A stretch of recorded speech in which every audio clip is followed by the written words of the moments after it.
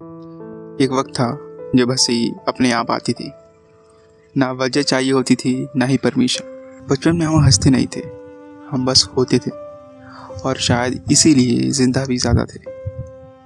आज मुझे खुद को याद नहीं मैं आखिरी बार बिना कंट्रोल किए कब हंसा था।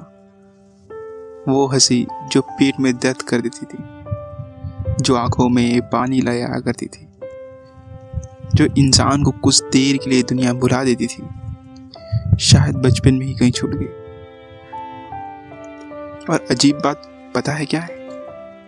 हमारे सोसाइटी में अगर कोई आदमी खुल के हंस देना तो लोग उसे देखते नहीं, जज करते हैं जैसे उसने कोई चाइल्डिश काम कर दिया हो। जैसे मैच्योरिटी का मतलब ही होता है इमोशन डेड होना। धीरे धीरे हमें खुद अपनी हंसी एम्बैरेसिंग लगने लगी। फिर वही चीज हर इमोशन के साथ होने लगती है। प्यार बोलने में ऑकवर्डनेस, रोना वीकनेस, एक्साइटेड होना क्रिंज और वल्नरेबल होना बेवकूफ़ी। और फिर एक दिन तुम 22 के होते हो और अचानक नोटिस करते हो कि तुम्हारे आसपास ज़्यादा लोग इंसान कम सिस्टम ज़्यादा लगते हैं। तुम्हें पता है प्रॉब्लम क्या है? मैंने ऑब्जर्व किया है, इंडिया में लोग इमोशनली थके हुए नहीं लगते, इमोशनली बंद लगते हैं। जैसे बचपन से ही हर इमोशन को धीरे धीरे दबा दिया गया हो।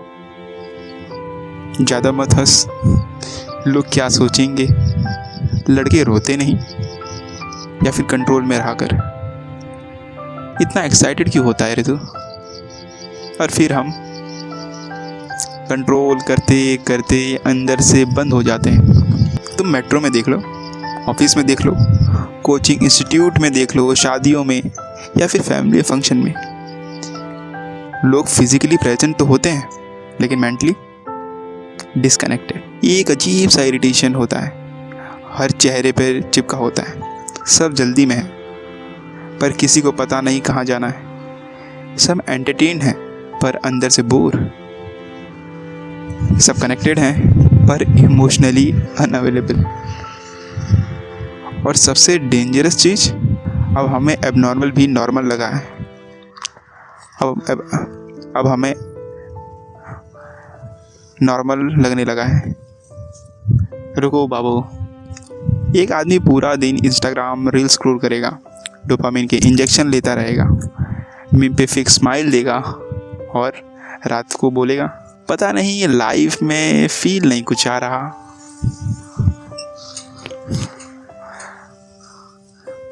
ऑफ कोर्स लाइफ में फील नहीं होता बॉस, तुमने हर रियल इमोशन को नोटिफिकेशन से रिप्लेस कर दिया है। अब लोनलीनेस में भी लोग फ़ोन उठाते हैं, खुद को नहीं। कभी कभी मुझे लगता है हमारी जनरेशन को सैडनेस ने नहीं, ओवर स्टिमुलेशन ने डिस्ट्रॉय किया। हम इतना कंज्यूम कर चुके हैं कि फील करने की कैपेसिटी ही ख़त्म हो गई है। एक वक्त था जब बारिश इमोशनल लगती थी, आज लोग बारिश में भी बस स्टोरी अपलोड करते हैं। एक वक्त था घर के बाहर दोस्त आवाज़ लगाते थे और आज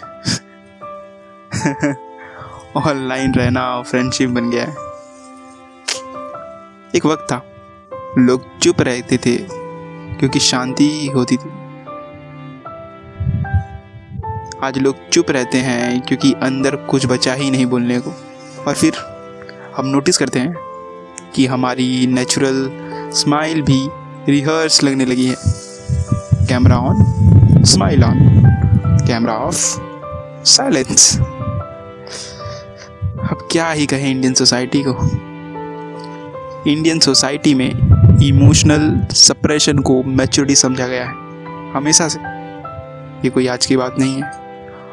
और अब रिजल्ट सामने है, frustrated father, emotionally absent mother, confuse son, anxious daughter, और बीच में एक जनरेशन जो मीम बेच के डिप्रेशन हाइड कर।